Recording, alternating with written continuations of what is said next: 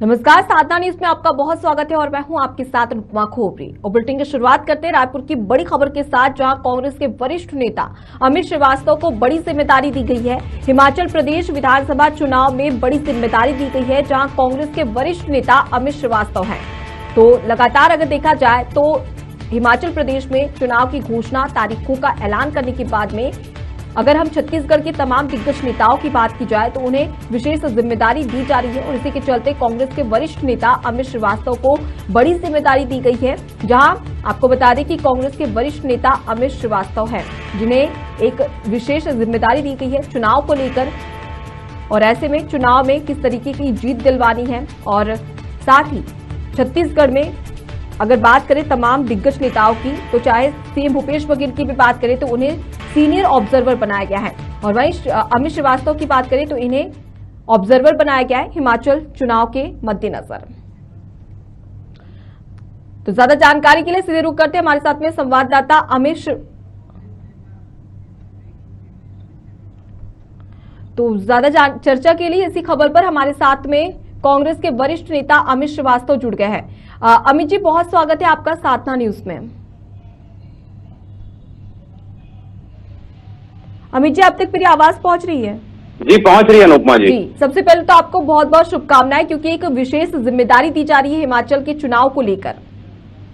जैसा कि देखा जाए कि लगातार छत्तीसगढ़ के दिग्गज नेताओं की बात करें तो जिस प्रकार से पार्टी हाईकमान ने ये नियुक्ति की है, और मैं आपके माध्यम से अपने वरिष्ठ नेताओं को धन्यवाद देना चाहता हूं और आपके माध्यम से ये आश्वस्त भी करना चाहता हूं कि जो जिम्मेदारी और जवाबदारी मुझे दी गई है,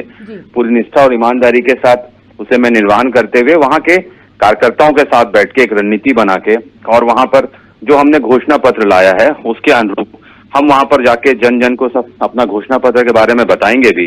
और जिस प्रकार से आप देखिए कि एक बदलाव की बयार जिस प्रकार से वहां की जनता ने मन भी बना लिया है, और निश्चित तौर पे जिस प्रकार से हमारे नेता राहुल गांधी जी भारत जोड़ो यात्रा निकाले हैं, उसमें जिस प्रकार से लोगों का एक जन समूह वहां पर जो उमड़ रहा है, ये दर्शाता है कि देश में बैठी सत्ता के जो हुक्मरान हैं वो कहीं ना कहीं जनता को जिस प्रकार से महंगाई की मार और जनता झेल रही है, और जिस प्रकार से आप देखिए कि जनता त्रस्त है लेकिन केंद्र की बैठी मोदी सरकार मस्त है, ये सारी चीजों को हम वहां पर लोगों के बीच में ले जाएंगे। और जिस प्रकार से जो घोषणा पत्र, जैसा मैंने आपको कहा कि जो घोषणा पत्र हमने बनाया है, हम उस पर भी वहां पर लोगों तक जन जन तक वो घोषणा पत्र को पहुंचाएंगे और अपनी बातों को बताएंगे। और मुझे पूर्ण विश्वास है कि इस बार वहां पर कांग्रेस की प्रचंड बहुमत से सरकार बनेगी। अमित जी, अगर देखा जाए तो छत्तीसगढ़ की तो तमाम योजनाएं हैं, जो मॉडल है वो कहीं ना कहीं छत्तीसगढ़ में काफी कारगर है, तो क्या ऐसे में हिमाचल प्रदेश में भी छत्तीसगढ़ मॉडल देखने को मिलेगा? देखिए, आज छत्तीसगढ़ मॉडल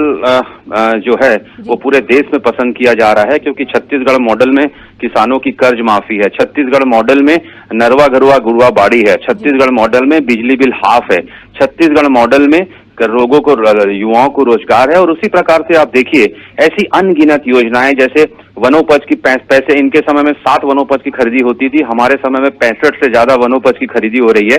कहीं ना कहीं हमने आर्थिक आधार जो है वो लोगों तक अधिक हमने देने का प्रयास भी किया और बहुत हम सफल भी हुए हैं। छत्तीसगढ़ मॉडल पूरे देश में पसंद किया जा रहा है, और निश्चित तौर पे उसकी धमक जब देश में है तो हिमाचल में भी 100% होगी। मुझे पूर्ण विश्वास है कि जिस प्रकार का प्यार, आशीर्वाद और विश्वास छत्तीसगढ़ की जनता ने हम पे दिखाया था, आने वाले आगामी चुनाव में हिमाचल की जनता भी हम पे दिखाएगी और प्रचंड बहुमत से हमारे वहां पर सरकार भी बनेगी। और हम निश्चित तौर पे जो आपने कहा कि छत्तीसगढ़ मॉडल की धमक भी वहां पर होगी। जी अमित जी, अगर हिमाचल की बात की जाए तो हिमाचल प्रदेश में बीजेपी की सरकार है, तो ऐसे में क्या चुनौतियां आपको नजर आ रही है?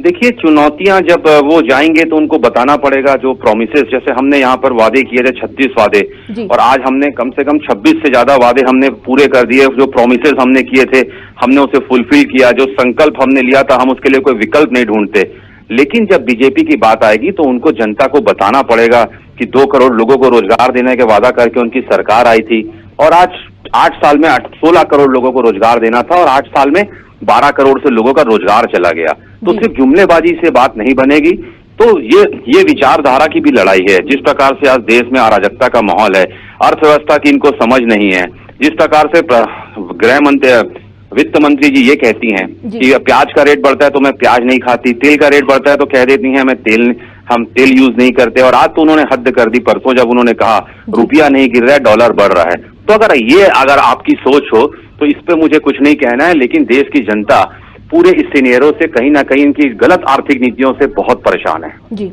अमित जी, अगर बात करें पर्यटन की, तो हिमाचल का जब भी नाम लिया जाता है तो पर्यटन का जहन में एक ख्याल भी आ जाता है। तो ऐसे में पर्यटन को लेकर आपके घोषणा पत्र में क्या कुछ